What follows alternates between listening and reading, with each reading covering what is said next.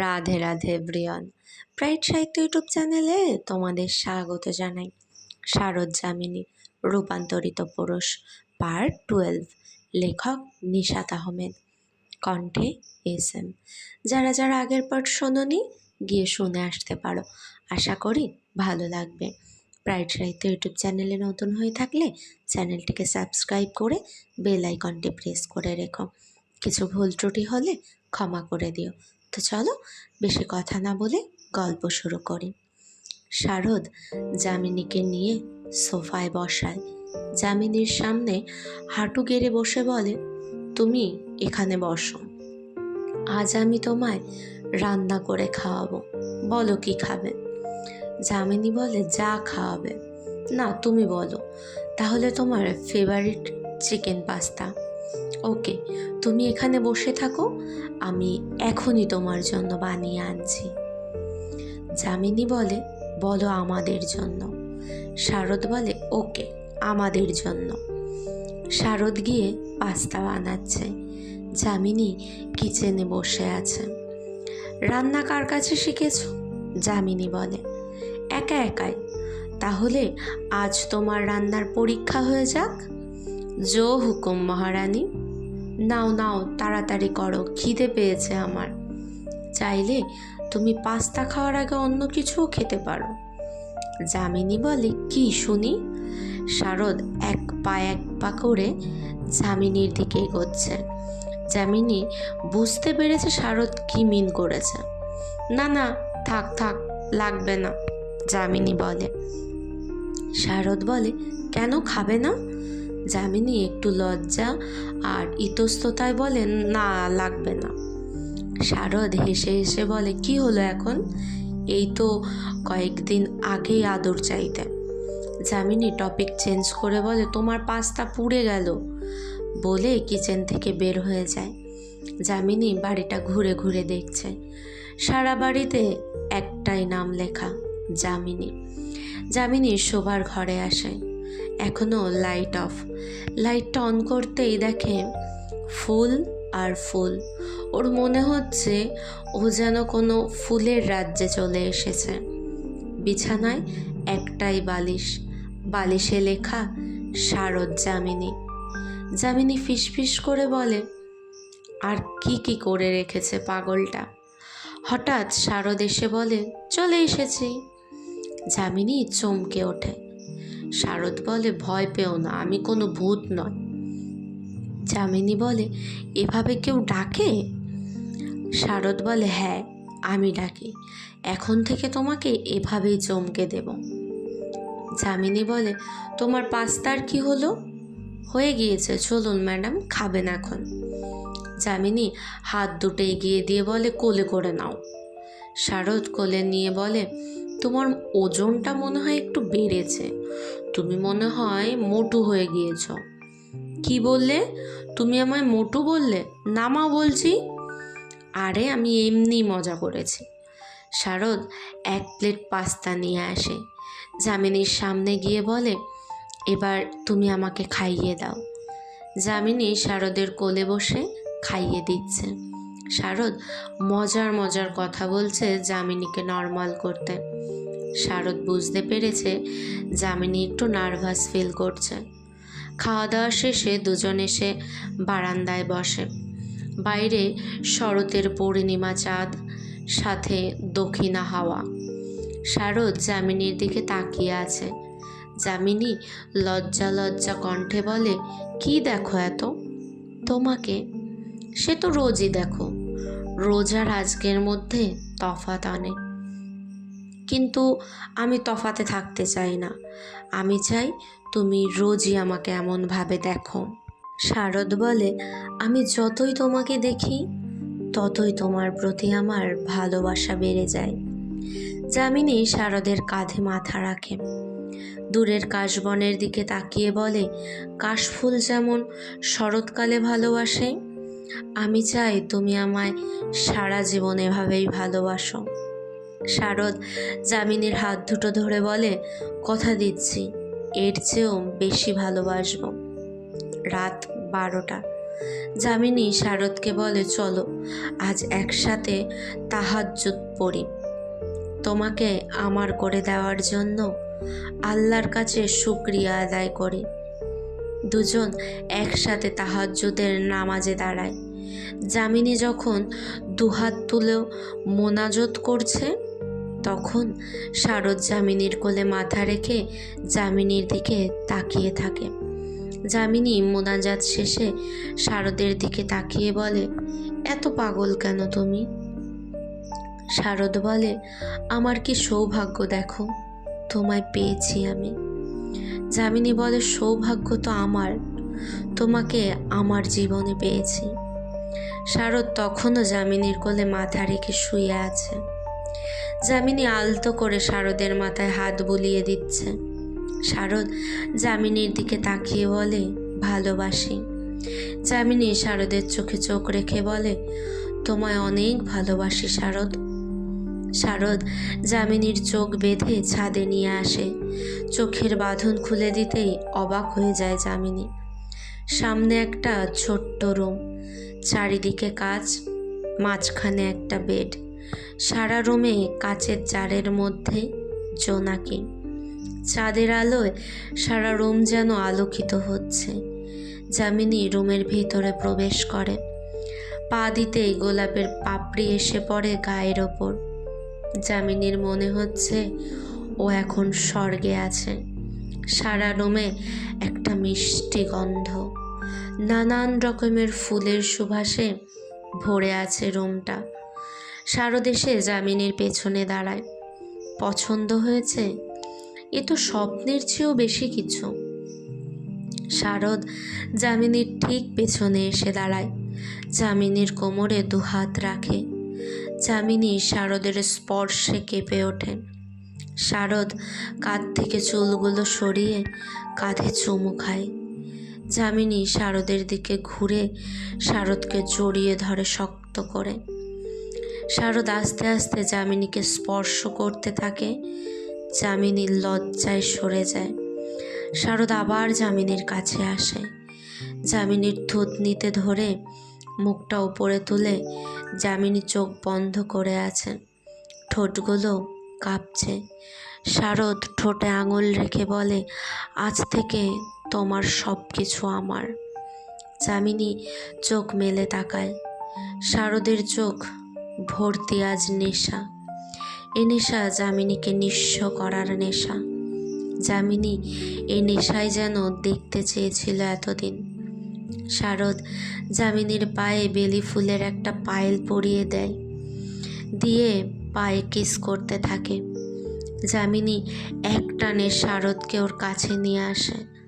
শারদ কিছু বলতে নিলে যামিনী শারদের ঠোঁটে ঠোঁট রাখে।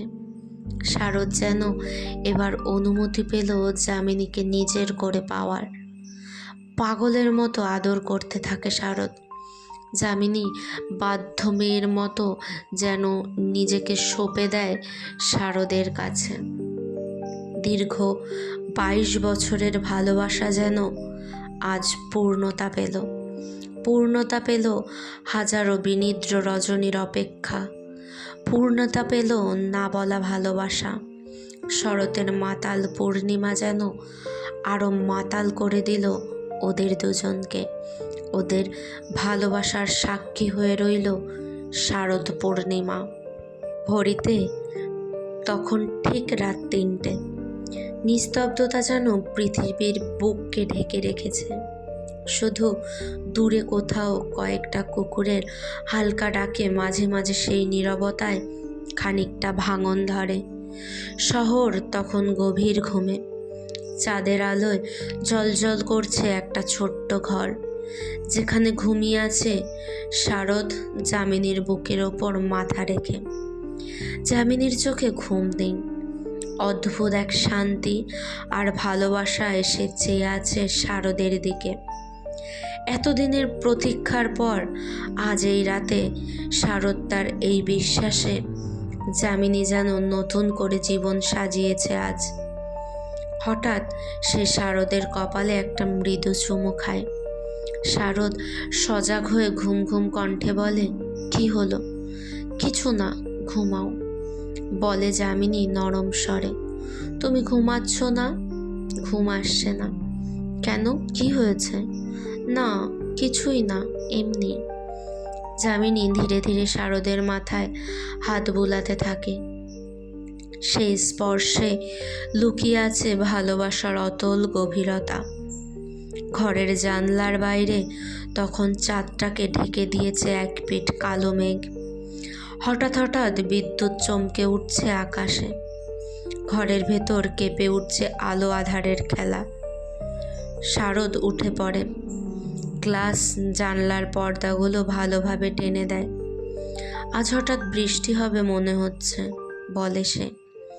ভালোই তো হলো, বলে যামিনী।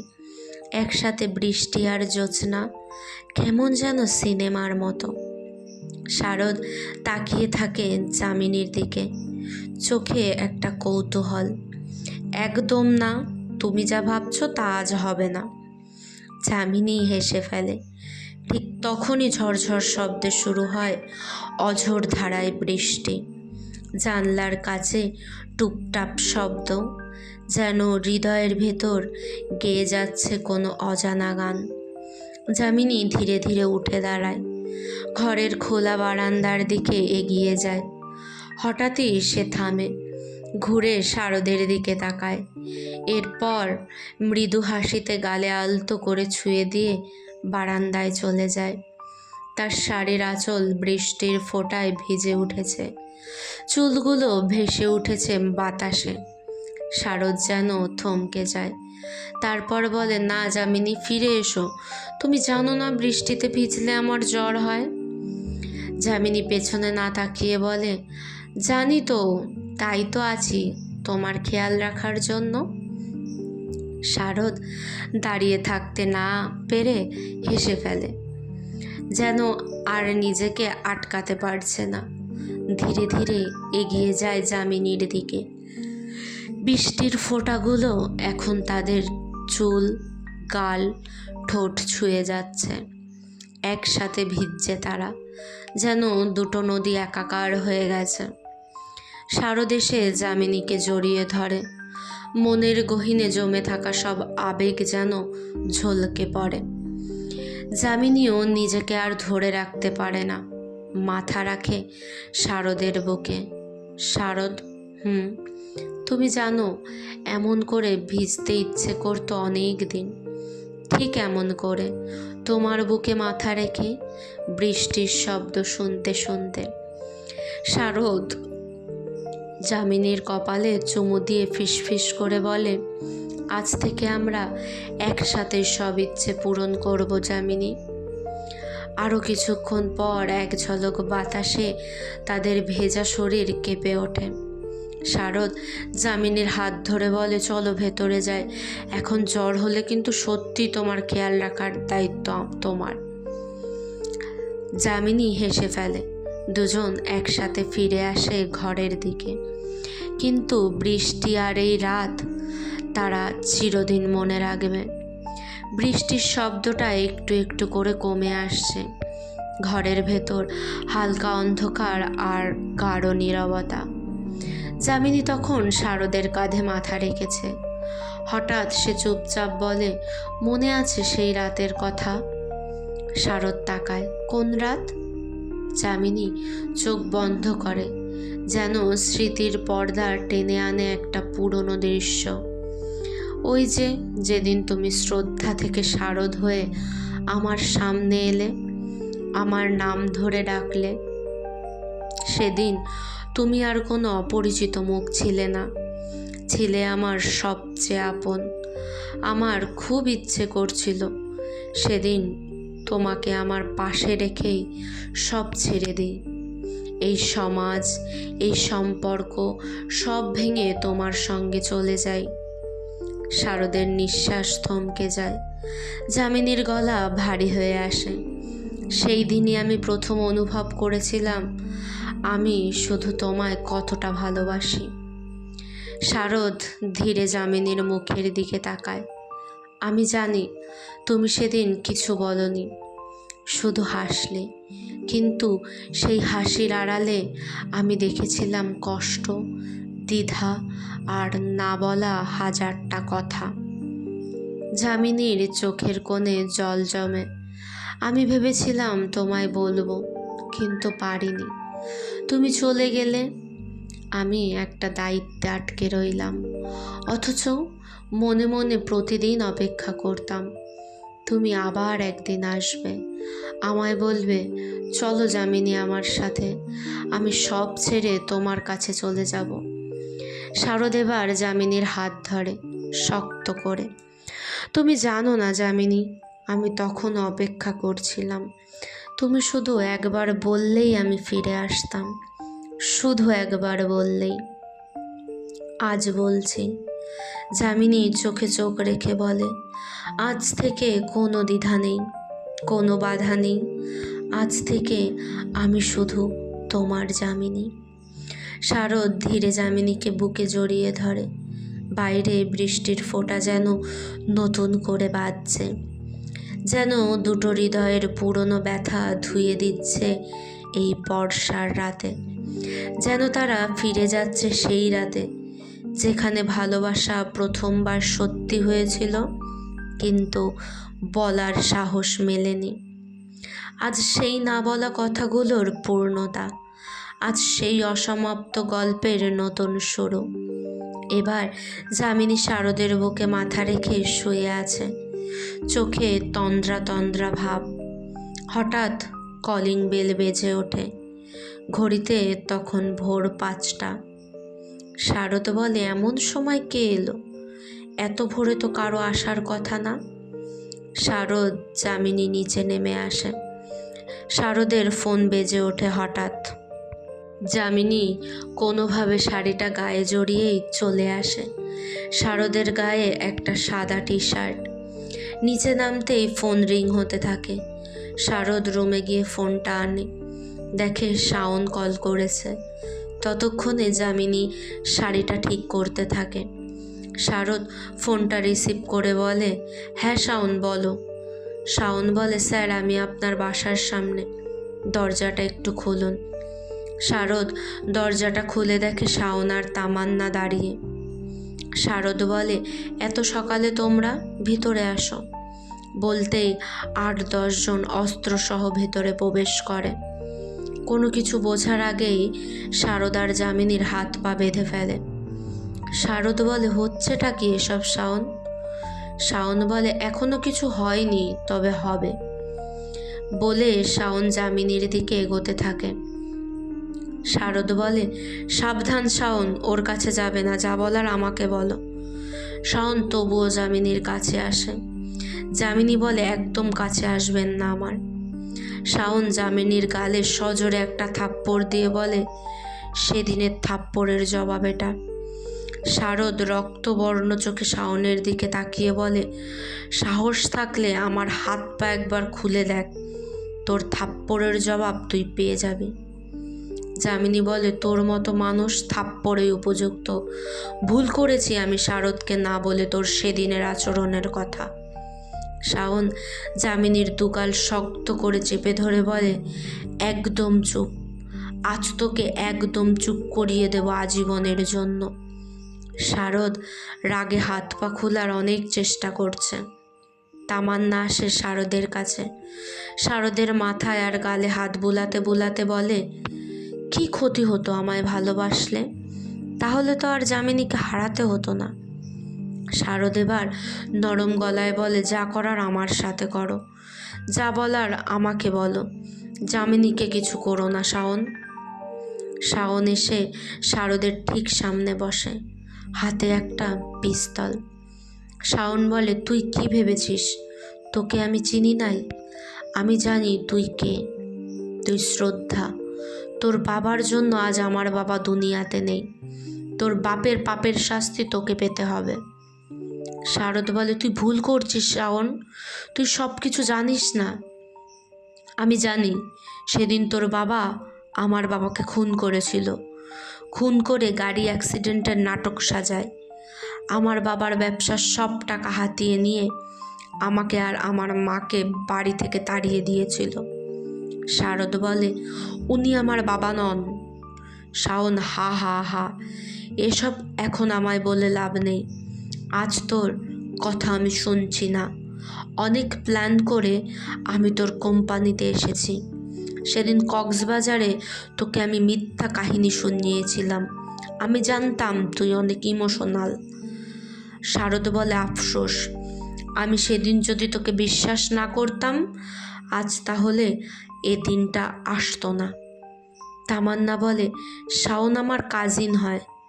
ওর সাথে প্ল্যান করেই আমি আপনার কোম্পানিতে জয়েন করেছিলাম। কি করব, যেদিন ডেভিলকে প্রথম দেখলাম সেদিন থেকেই আমি ফিদা আপনার প্রতি। যামিনী শারদের দিকে তাকায়।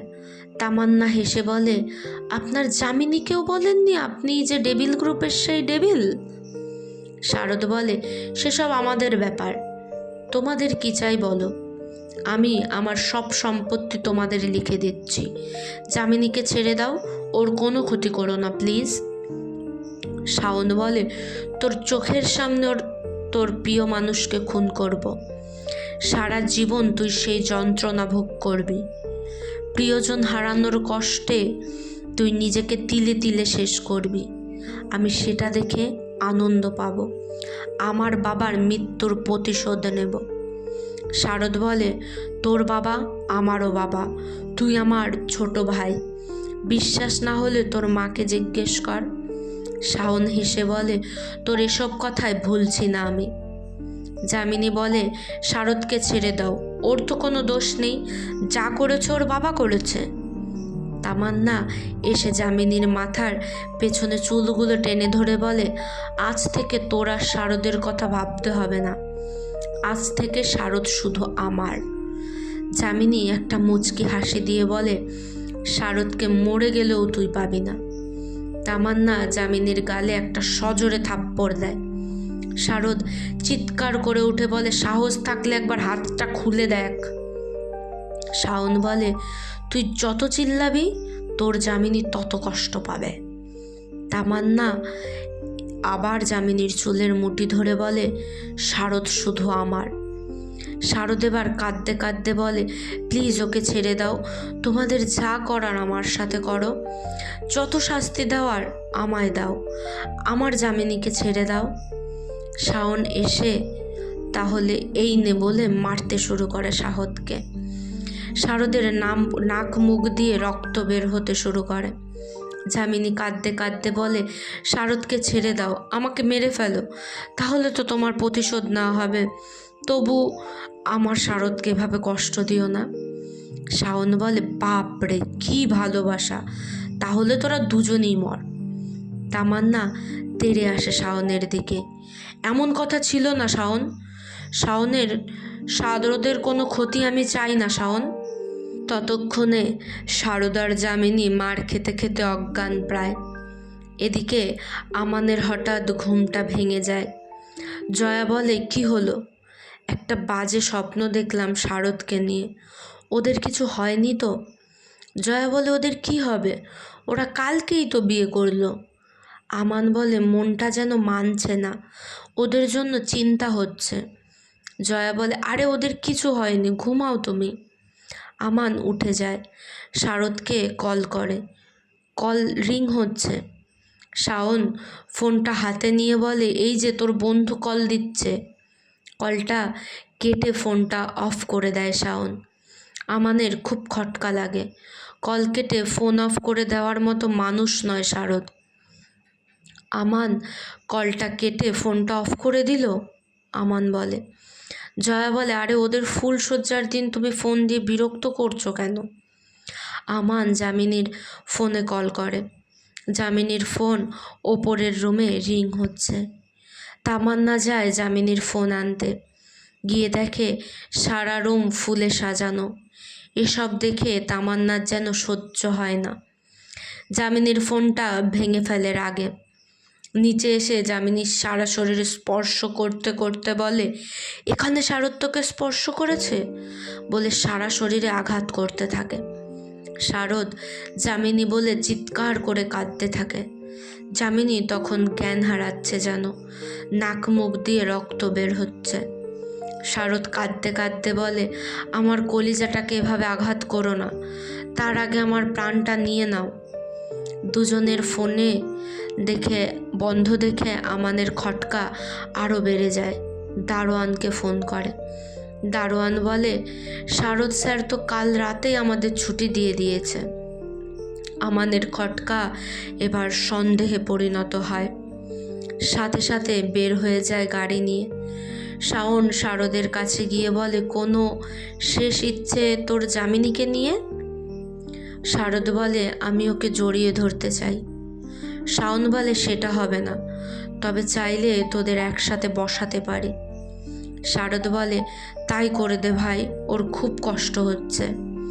শারদ আর যামিনীকে পাশাপাশি বসায়।